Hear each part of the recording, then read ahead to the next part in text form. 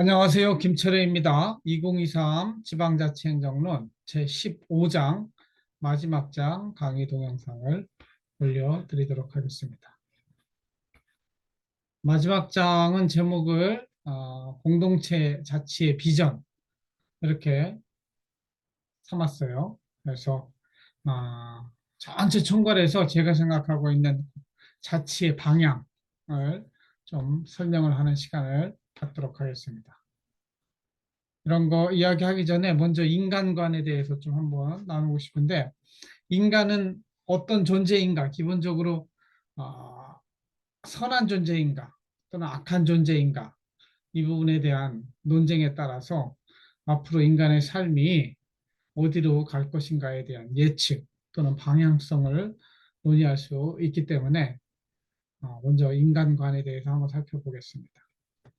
인간은 본질적으로 이기적, self-interested 또는 egoistic한가 하는 겁니다. 성선설의 입장은 동양의 맹자로부터 시작해서 서양의 루소, 성경에도 1장에서 2장까지는 타락 이전의 인간은 착한, 선한 인간을 이야기하고 있습니다.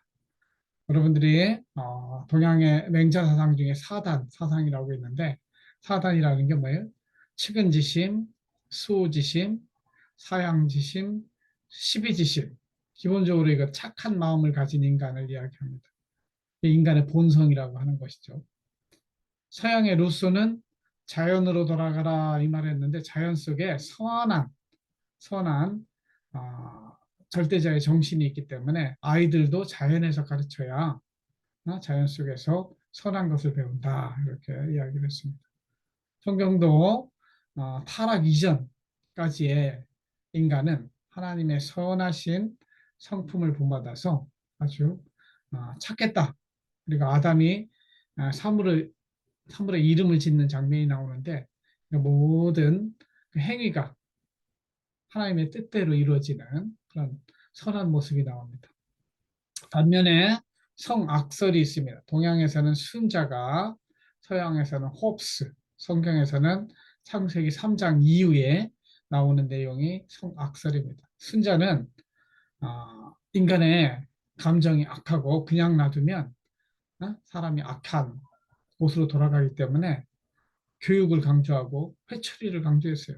특히 이게 법과 사상으로 이어지죠. 법을 만들어 가지고 강제적으로 징계를 하지 않으면 인간은 악으로 돌아선다, 이런 이야기를 했고, 서양의 토마스 홉스도 만인의 투쟁을 이야기하면서 인간은 정부가 없으면 만인 대 만인이 투쟁하는 장이 되기 때문에 결국 강력한 정부를 만들어서 이 악한 놈들을 어?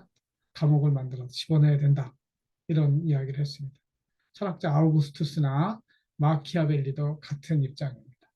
성경도 창세기 3장 이후의 모습을 보면 결국 인간이 아, 하나님의 명령을 거역하고 불순종하고 그 가운데 사단이 우리 본성 안에 들어가기 때문에 이걸 sinful nature라고 하죠. 죄성이 우리 안에 들어가서 결국 우리 인간은 사단 또는 죄의 유혹을 받는 악한 인간이다, 이렇게 이야기합니다. 그래서 이런 성악설에 기초하면 인간은 이기적이고 자기중심적인 인간이다, 이렇게 볼 수 있겠습니다. 이 밖에도 백지설이라는 게 또 있어요. 그러니까 동양의 고자나 서양의 로크 같은 사람은 우리 인간에 태어날 때 선도 악도 없다, 이거죠. 그리고 뭐가 중요하냐? 어떤 환경 속에서 자라가느냐에 따라서 도장이 찍히듯이 좋은 선한 환경에서 자란 아이는 선한 성품을 가지게 되고, 악한 환경에서 자란 아이는 악한 성품을 가지게 된다는 거죠. 로크는 이런 것들을 백지설 또 무지설 이렇게 이야기하는데, 인간은 아무것도 모르는 상태에서 태어난다. 이건 주로 이제 쌍둥이 연구를 합니다.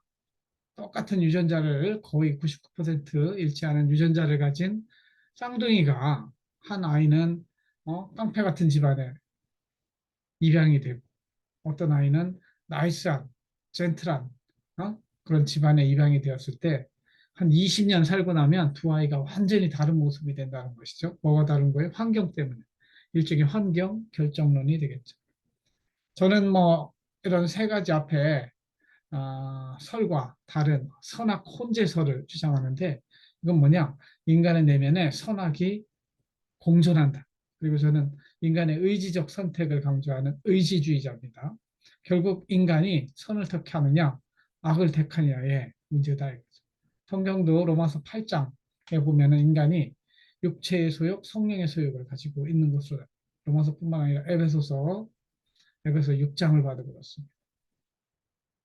그러나 본질적으로 성경은 하나님의 도움 없이는 아무리 의지적으로 선을 택하려 하더라도 선한 존재가 될 수 없다고 이야기합니다. 그래서 성경은 오직 예수 그리스도를 믿고 성령의 소유에 따를 때만 선한 존재로서 살아갈 수 있다.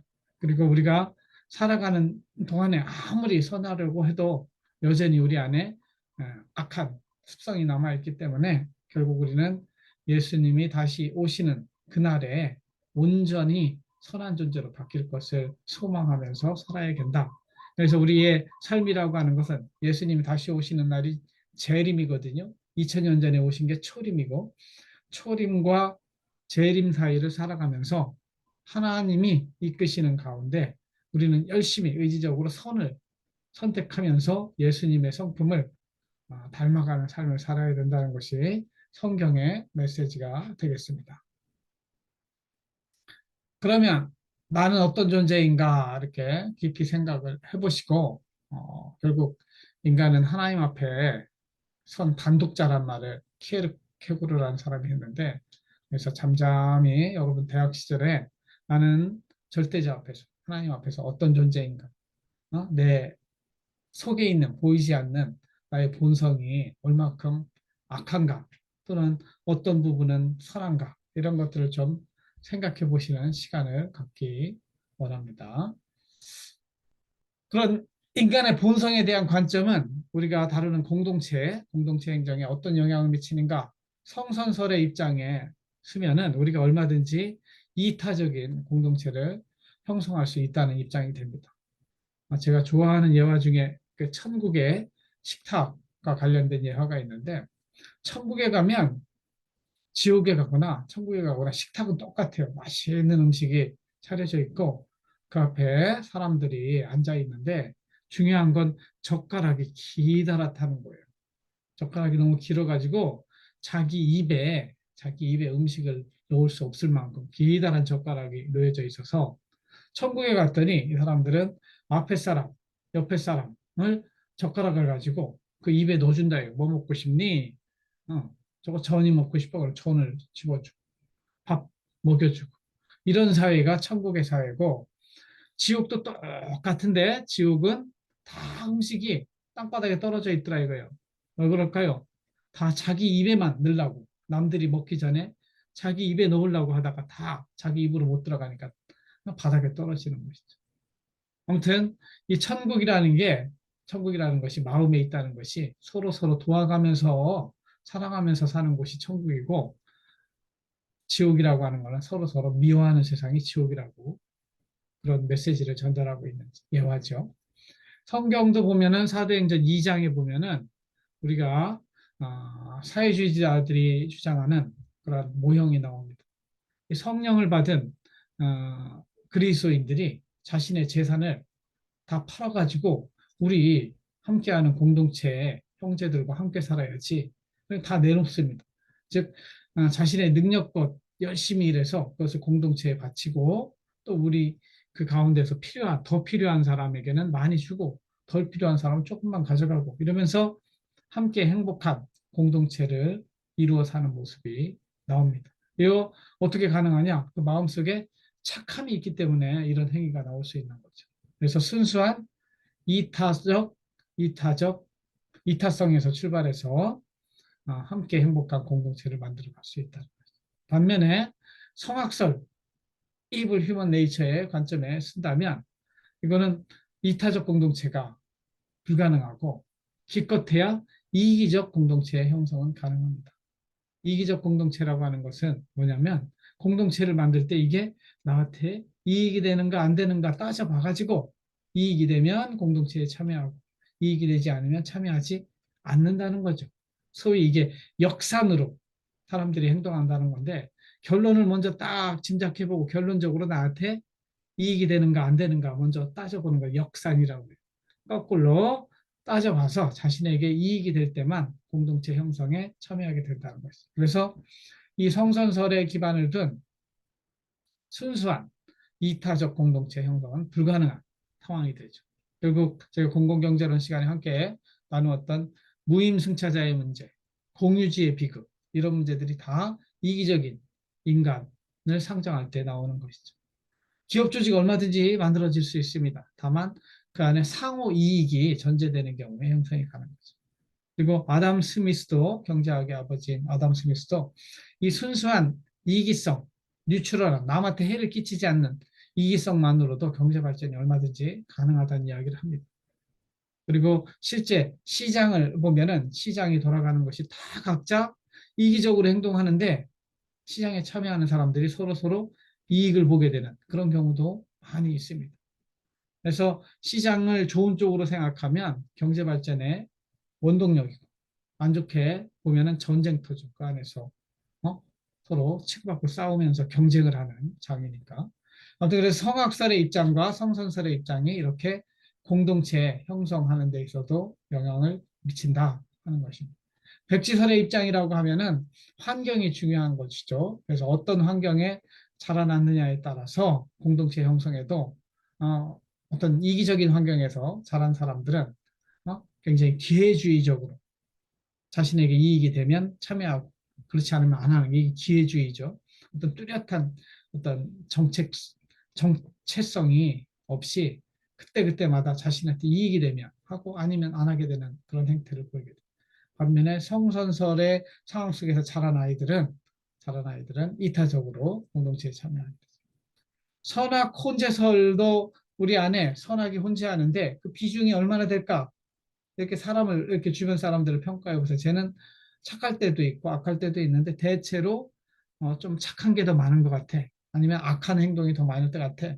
복잡하죠. 인간 마음속이 눈에 보이지도 않고 몇 퍼센트인지도 좀 따져볼 수도 없지만 아무튼 그 선악이 혼재한 인간 안에서도 이 정말 성령의 소욕이 선한 욕구가 강하게 작용할 때는 이타적 공동체가 가능한 것이죠. 성경에 나오는 사도행전 2장의 모습은 성령이 들어감으로 인해서 마음속에 성령 세례를 받고 성령이 들어감으로 인해서 예수님의 마음이 우리 마음을 지배하니까 그렇게 서로 함께 나누는 이타적 공동체가 만들 수 있는 것이죠. 그래서 저는 신념을 가지고 있는 게 뭐냐면 단순히 휴머니즘, 인본주의라고 하는 것, 하나님을 제외한 인간 중심으로 살아가는 그런 이타적 공동체는 만들어질 수 없다는 입장을 가지고 있습니다. 이 인류 역사상 사회주의가 70년 만에 다 실패했잖아요. 사회주의가 뜻은 좋지만 능력에 따라 생산하고 필요에 따라 분배하는 그 아름다운 사회를 꿈꿨지만 실제 70년이 지나고 나보니까 그 안에 사람들이 다 이기주의, 기회주의적으로 행동하고 이기적으로 행동하다 보니까 사회주의는 생산성이 높아질 수 없고 결국 점점 가면 갈수록 평등 사회는 평등 사회인데 하향 평준화. 그래서 자본주의가 그렇게 좋은 사회는 아니지만 자본주의에 다 진 거예요. 사회주의가. 결국 너무 낭만적인 어, 성선설의 입장을 취해서 사실 막스주의를 만든 막스라든가 엥겔스라든가 다 착한 사람이었죠. 그러나 실제 나중에 그 사회주의를 지배했던 지도자들, 스탈린으로부터 해가지고 그런 인간들은 정말 이기적인 인간으로 이 사회주의 체제를 이용해서 자신의 권력과 자신의 부를 축적하는 공산당원들의 모습들 때문에 사회주의가 실패하게 되죠. 나는 어떤 공동체를 꿈꾸는가?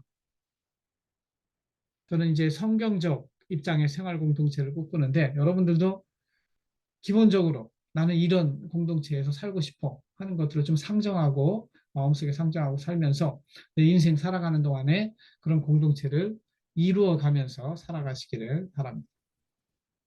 우리는 이제까지 지방자치에 대해서 살펴봤는데 현실에 지방자치는 어떤 문제가 있는가? 이상적인 지방자치는 뭐예요? 자기 스스로 자기 책임하에 자기 결정권을 가지고 하면 더 지역 주민들이 더 행복하게 되는 게 지방자치. 그래서 중앙 분권으로 통치를 하지 않고 지방이 스스로 알아서 자신의 특색에 맞게 함으로 인해서 주민들의 편익이 증가된다는 것이 지방자치의 이상이에요. 그러나 현실은 어떠냐 이런 것들을 보는 거죠. 우리 헌법은 국민주권주의를 선포하고 있습니다. 대한민국 헌법 제1조 1항이 뭐냐? 대한민국은 민주공화국이다. 그 다음에 2항이 대한민국의 주권은 국민에게 있고 모든 권력은 국민으로부터 나온다. 이렇게 되어 있어요. 민주공화국이라고 하는 것은 왕이 없는 나라를 민주공화국이라고 해요. 일본이나 영국은 아직도 천황이나 영국 왕이 있잖아요. 황제가 있잖아요. 이런 나라들은 민주공화국이 아닌 거예요. 헌법에서 민주, 국민이 주인이. 여기는 왕이 주인인 나라이기 때문에 리퍼블릭이라고 하지 않아요. 우리는 민주공화국, 우리나라에 왕이 없어요. 국민이 주인이 되고 국민이 직접 선출한 대표가 정부를 구성하는 것이 리퍼블릭이라고 할 수 있어요. 그리고 모든 근본적인 주권이 국민에게 있고 모든 권력이 국민으로부터 나온다. 그래서 이 우리를 통치하는 정부 조직은 누가 만든 거예요? 국민이 스스로 만들어서 국민이 가진 권력을 잠시 위탁해 주는 것이죠. 그래서 행정부와 국회의 구성은 국민 투표에 의해서 형성이 되고 그래서 헌법에서는 국민 주권주의를 선포하고 있죠. 그러나 현실에 우리의 통치 체계를 보면은 선거 때를 제외하면 국민은 주인이 아니에요. 선거 때 잠깐 주인 행사하고 나머지 기간은 행정부, 국회의 피지배자일 뿐이에요. 그렇죠? 행정부에서 군대 가라고 하면 군대 끌려가야 되고 세금 내라고 하면 세금 내야 되고 이게 뭐예요? 지배자가 아니라 피지배자의 모습이에요. 왜? 이 국민이 뽑은 대표인 대통령과 국회의원들이 우리 주인의 뜻과 다르게 행동을 할까? 우리는 왜 주인의 감정을 느끼지 못하고 살아가고 있을까? 이게 다 이제 헌법에 규정된, 그래서 저는 헌법을 바꿔야 된다는 입장을 가지고 있어요. 이 주인 대리인 문제라고 하는데 주인의 말을 들어야 되는데 지금은 대리인이 너무 힘을 세게 해놨어요.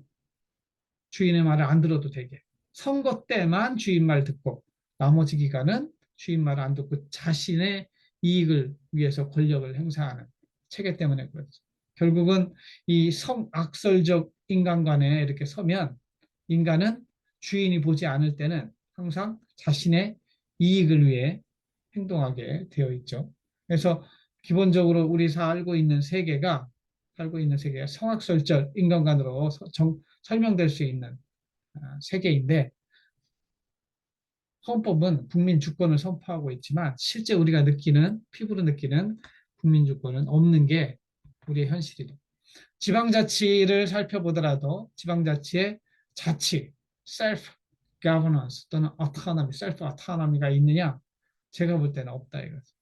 우리나라 헌법 제117조에 보면 지방자치에 관한 내용이 나옵니다. 지방자치단체는 주민의 복리에 관한 사무를 처리하고 재산을 관리하며 법령의 범위 안에서 자치에 관한 규정을 제정할 수 있다.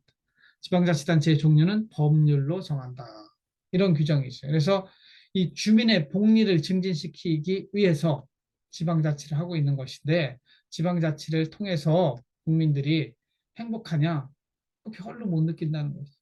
실제 지방자치는 뭐냐? 4년에 한 번 지방자치단체장, 대전시가 된 대전시장, 의회, 대전시의회의 대표를 뽑는 주민투표 한 번 하는 것이지. 그런 투표 한 번은 지방선거 하는 것이지 그 이상은 아무것도 없어요. 이게 셀프 가버넌스, 셀프 오토노미냐 이거죠.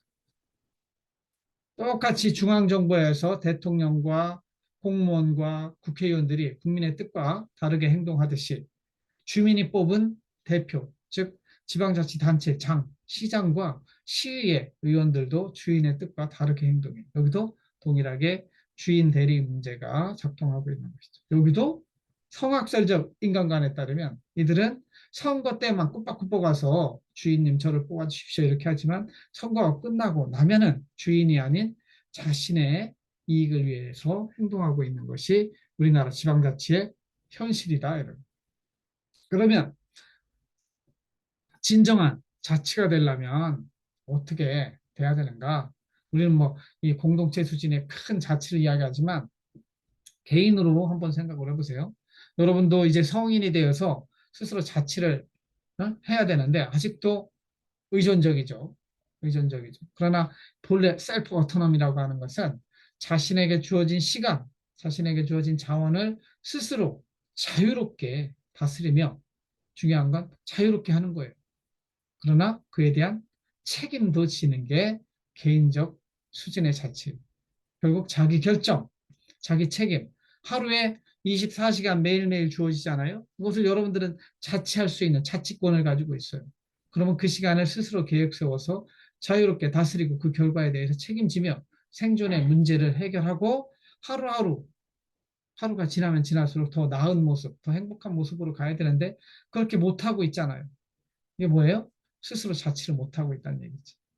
그래서 본래 의미의 자치는 저는 내가 직접주의라고 이름을 짓습니다. 자신의 권한으로 행동하고 그에 대해서 책임을 지는 이것이 내가 직접주의. 내 인생은 나의 것이니까 내가 알아서 할게요. 부모님한테 선포하고 그리고 뭘 해야 돼요? 스스로 돈도 벌고 스스로 하고 싶은 일도 하고 이래야 독립적인 개인의 자치가 된다는 거예요.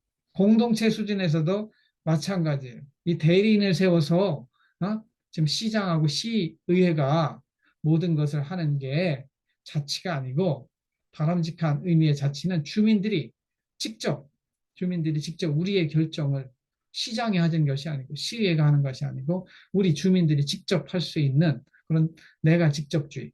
그러니까 함께 하는 거니까 이거는 우리가 직접주의가 적용되는 것이 공동체 자치의 본질이다.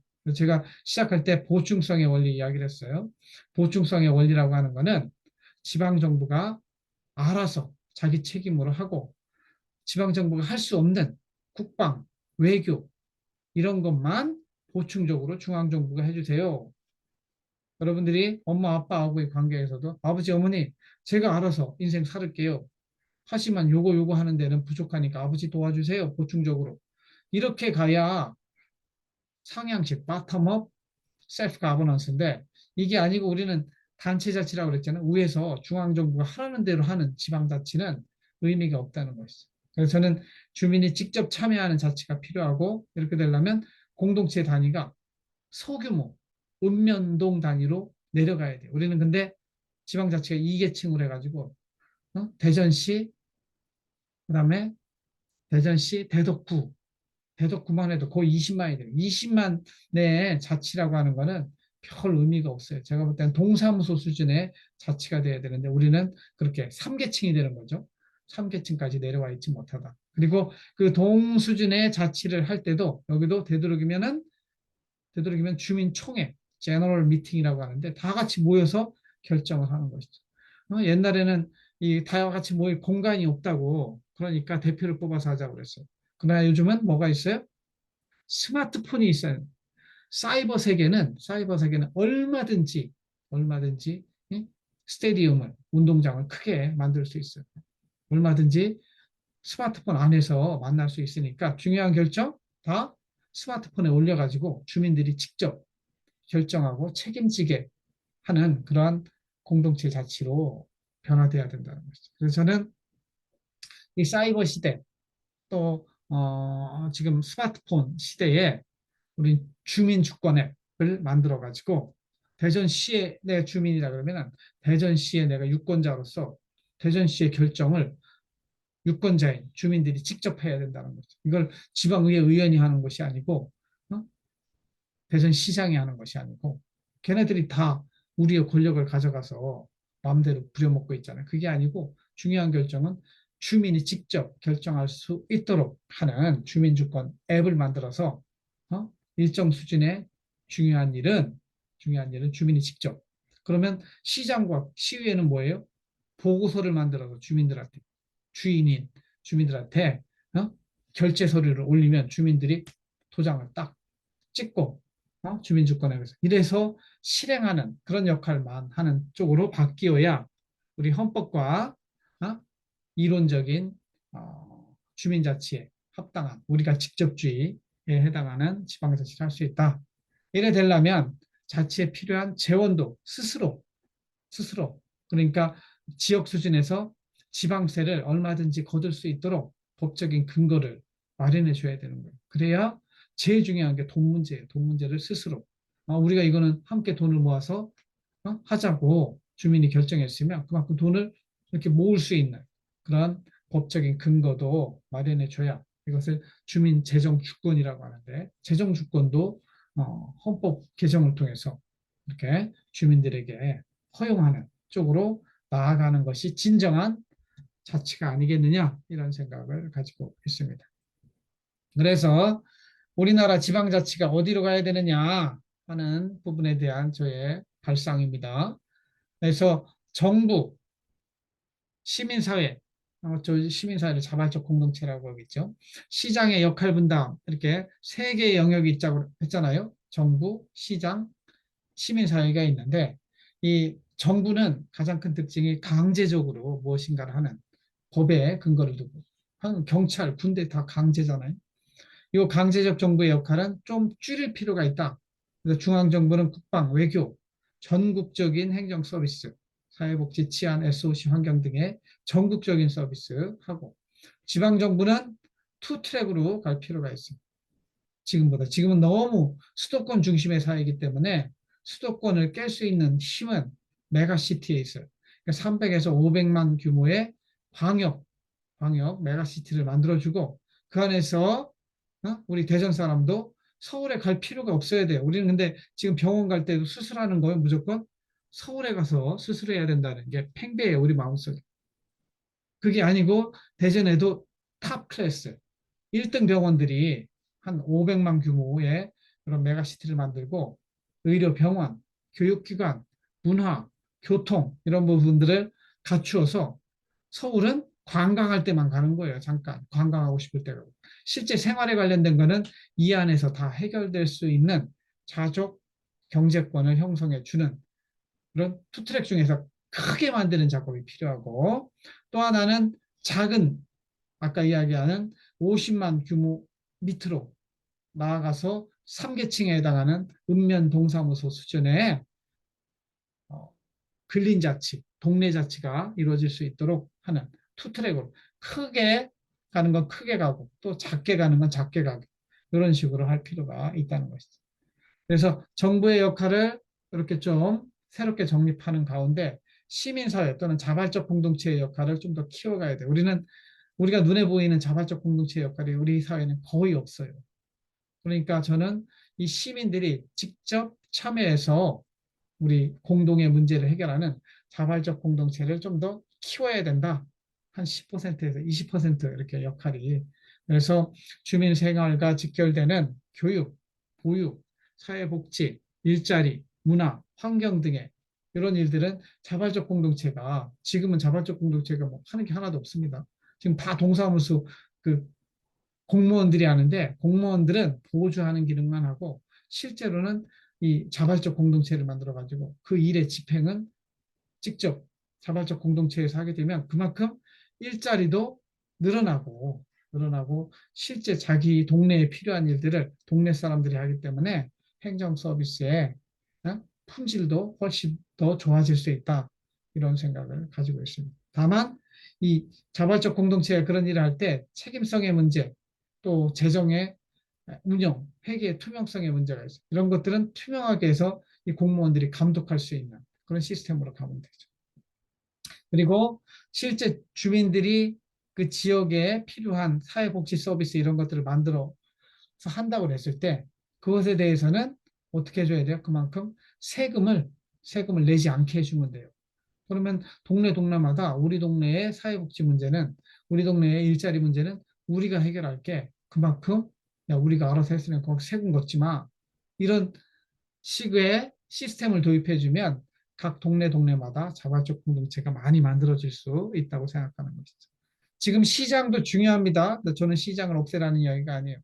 시장도 굉장히 중요해요. 지금 한 70%의 역할을 하고 있는데 시장은 여전히 그 역할을 충실히 하면 돼요. 본질적으로 자신이 자유로운 개인적인 결정에 따라서 개인의 문제 해결하는 것은 시장 가서 해결할 문제가 되겠죠. 그래서 정부, 시민사회, 시장 사이의 기능 분담이 새롭게 설계될 필요가 있다. 이런 이야기를 합니다. 전반적으로 강제적 정부의 역할을 줄이고 그 역할을 어디로 돌려야 돼요? 자발적 공동체로 돌려야 된다. 이런 생각을 가지고 있고 또 하나의 스펙트럼은 저는 이 수준을 하이 레벨, 미들 레벨, 로우 레벨로 보고 수준별로 정부와 자발적 공동체의 역할이 좀 달라져야 된다. 첫 번째 상위 수준, 하이 레벨 수준이라고 하는 것은 대학도 보면은 스카이 대학, 우리가 이야기하는 스카이 대학, 우수 연구 중심 대학, 그리고 기업도 대기업, 삼성, LG와 같은 대기업, 그리고 중앙정부가 여기 참여해가지고 여기는 목표가 뭐예요? 세계적 수준의 1등 기업을 만들어내고 그런 연구자를 만들어내고 어? 그러한 수준의 경쟁이 일어나는 거예요. 이 정부는 이 산학연을 잘 연결해가지고 세계적 수준의 과학기술 관련된 연구를 통해서 또 이것이 상업화되게 해서 국가의 경쟁력을 높이는 이런 상위 수준의 역할이 필요하고 제가 초점을 두는 거는 미들 레벨 중간 수준인데 우리 한남대와 같이 지역 중심 대학 그리고 대전시, 대덕과 같은 지방 정부 그리고 지역에 있는 중소기업 여기에 자발적 공동체가 협력을 해서 이 국내에 안정된 생활 기반을 구축하는 일을 해야 된다는 것이죠. 여기서 이제 주방정부의 역할은 뭐 지역 중심의 산학연 연계를 통한 일자리, 저는 일거리라고 표현하는데 굳이 정규직 일자리가 아니어도 좋아요. 공동체가 튼튼하게 형성되어 있으면 매년마다 너는 이 일을 해. 이게 일거리라고 할 수 있죠.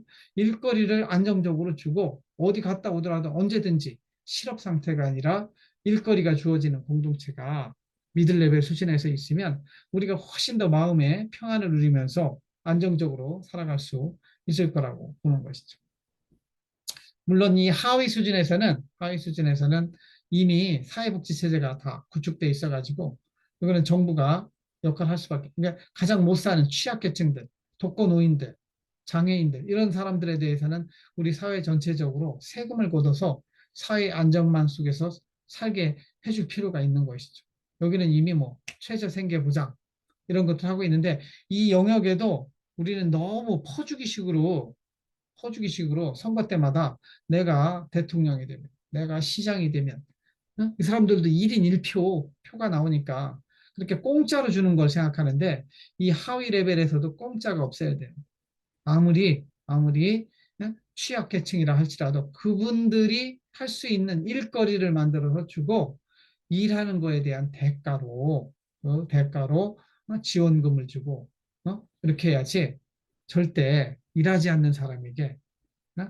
먹을 것을 주는 것은 성경적으로도 옳지 않고 인류가 발전하는데도 옳지 않다 이런 생각을 가지고 있어요. 그래서 제가 강조하는 것은 우리 한남대학교 수준에서는 이 중간 수준, 미들 레벨의 요 공동체를 만들어서 우리가 굳이 대기업에 들어가지 않더라도 이 안정된 지역 공간 속에서 얼마든지 먹고 사는 문제가 해결되고 그리고 함께 도와가면서 함께 행복을 추구하는 공동체가 만들어질 수 있지 않느냐 이런 생각을 가지고 있습니다.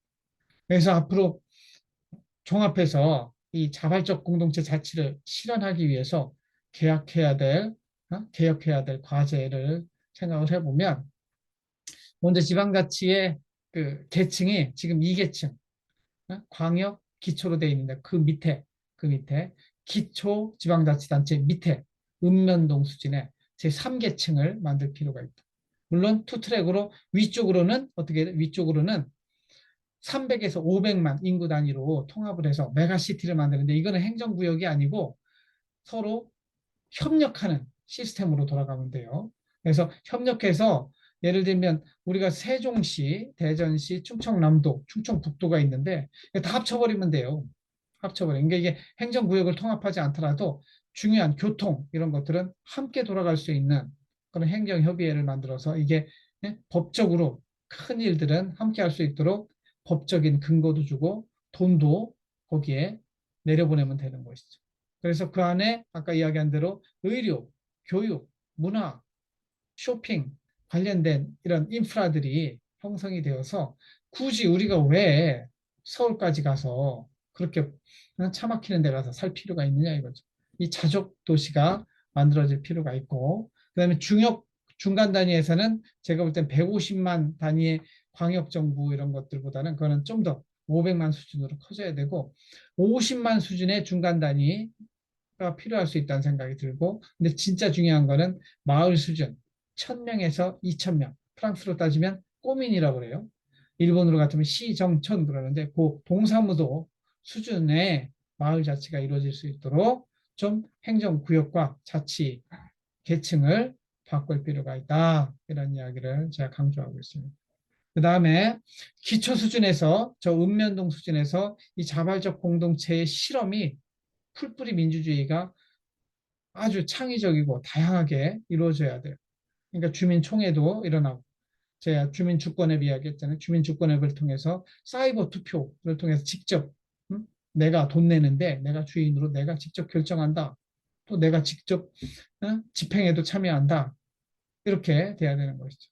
특히 주민 생활과 직결된 업무, 사회복지, 교육, 환경, 문화, 경찰 등에 대해서는 정말로 진짜 의미의 지방자치가 이루어져야 되고, 그럼 지방 공무원의 역할은 어떻게 바뀌어야 되느냐? 지방 공무원은 이 자발적 공동체, 실제 결정하고 집행하는 자발적 공동체를 지원하고 감독하는 이런 기능을 좀 강화해야 될 필요가 있어요. 그렇다고 공무원이 전혀 다 없어지는 게 아니에요. 그러니까 어떻게 하면 자발적 공동체 그 지역의 행복을 위해서 더 열심히 뛸 수 있을까, 이런 것들 지원 기능을 강화해야 된다. 그리고 이 지역마다 자발적 공동체가 이렇게 돌아갈 수 있는 재원의 측면에서는 그 동네에서 아까 여기서 나오는 사회복지, 교육, 환경, 문화, 경찰 활동을 이렇게 벌이고 있으면 그만큼에 대한 투명한 보고서가 올라가면 그에 쓰인 비용은, 우리가 국세로 내는 거 있잖아요. 국세에서 세액 공제 해주면 그만큼 세금을 덜 내면 우리가 선택을 하는 거예요. 세금을 낼 것인가, 아니면 우리 자발적 공동체에 돌아가는 그러한 일에 쓸 것인가. 그래서 이 국세에 대한 세액공제 제도를 도입하게 되면은 이 자발적 공동체가 좀 더 활성화되지 않을까, 이런 생각을 가지고 있습니다. 그래서 저희 기본 관점은 물론 뭐 좀 먼 이야기지만 우리가 꿈을 꾸어야 그 상태에 조금이라도 가까이 갈 수 있습니다. 1000년 전에 이렇게 민주화된 사회가 올 거라고 생각을 했을까요? 하지만 우리 마음속에는 모든 인간이 평등하고 자유롭게 사는 세상을 향해서 나아가고자 하는 꿈이 있어요. 그러한 가운데 정말 용감한 사람이 시민혁명도 일으키고 자본주의라고 하는 경제체제도 만들어내고 인간들이 이렇게 발전해 오고 있는 것이죠. 그러니까 지금 우리가 아직 미진한 지방자치가 공동체 자치로 이렇게 전환되는 과정을 겪는다 하면은 지금보다 전반적으로 인류가 더 행복하게 살 수 있지 않을까, 이런 꿈을 가지고 있습니다. 물론 저는 이 모든 것이 아까 맨 앞에 이야기하는 인간관의 기초를 두고 있기 때문에 좀 가능하면 이 교회가, 하나님을 제대로 믿는 성도들이 이 부분에 먼저, 성경이 이야기하는 공동체 이런 공동체니까 이런 쪽에 먼저 나서서 해줘야 된다는 개인적인 신앙의 관점을 가지고 있지만, 이것은 제가 별도의 책으로 써낼 것이고, 그런 신앙적인 이야기를 떠나서도 우리 대한민국이 지방자치가 발전하려면 제가 이야기하는 이런 식으로 좀 변화가 되어야 되지 않을까, 이런 생각들이 있어서 마지막으로 정리를 해서 나누어 보았습니다. 이상으로 저와 함께 지방자치에 대한 마지막 15주 강의까지 한번 살펴보았습니다. 그래서 나머지 내용은 제가 수업 시간에 마지막 정리하고 여기까지가 기말고사 범위가 되겠습니다. 들어주셔서 감사하고 나머지 내용은 수업 시간에 직접 만나서 말씀을 나누도록 하겠습니다. 고맙습니다.